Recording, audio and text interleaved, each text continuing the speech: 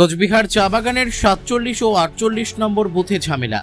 এদিন ওই বুথে এসে বিভিন্ন এলাকাবাসীর সাথে কথা বলেন বিজেপি প্রার্থী নিশীথ প্রামাণিক। এই বুথটাতে প্রত্যেক বছর প্ল্যানিং করে এখানকার কিছু মহিলাকে তাদেরকে কনভিন্স করে, কিছু এখানকার সাধারণ মানুষকে কনভিন্স করে প্রত্যেকবার এই বুথটাতে ভারতীয় জনতা পার্টিকে হারানোর চেষ্টা হয়। এবার ওদের ওই প্ল্যানিংটা আমি ধরে ফেলেছি, যার জন্য জারি জুরি শেষ হয়ে গেছে।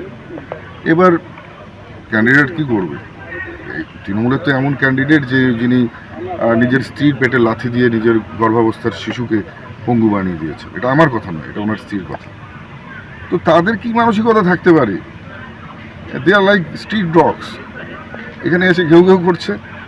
কিন্তু মনে রাখবেন, আমি বলে দিয়েছি পুলিশকে, যতক্ষণ এটা স্লোগানিং চলবে ততক্ষণ যাবো না। স্লোগানিং স্টপ হবে, আমি আরামসে সামন দিয়ে বুক উঁচু করে যাব। তারপরেও যদি কেউ পেছন থেকে একটা স্লোগানিং হয়, আবার ঘুরে আসবে। এই খবর পাওয়া মাত্রই ঘটনাস্থলে চলে আসে তৃণমূল প্রার্থী শাবলু বর্মন। এরপরেই শুরু হয় উত্তেজনা। যদিও তৃণমূল অভিযোগ করেন নিশীথ প্রামাণিক টাকা বিলি করছিলেন। এই নিয়ে তৈরি হয় তুমুল উত্তেজনা। এই 47-48 নম্বর বুথে ইলেকশন, এখানে নির্বাচন হচ্ছে সুষ্ঠুভাবে।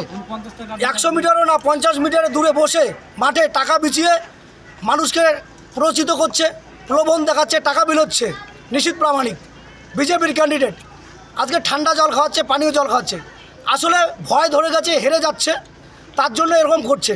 কেউ টাকা পেলো, 200 করে টাকা শুনে নিন। মা নির্বাচন কমিশন কি দেখে না? পুলিশ প্রশাসন কি দেখছে না? না নিশীথ প্রামাণিককে কোলে করে নিয়ে ঘুরে বেড়াচ্ছে। আমি বলছি নিরপেক্ষভাবে পুলিশ প্রশাসন কাজ করুন, নির্বাচন কমিশন নিরপেক্ষ কাজ করুন। আমি বলি বাগানে যতই টাকা পেল, এখানকার মানুষ তাকে ভোট দেবে না, মানুষ তাকে নির্লজ্জ কান কাটা বলছে।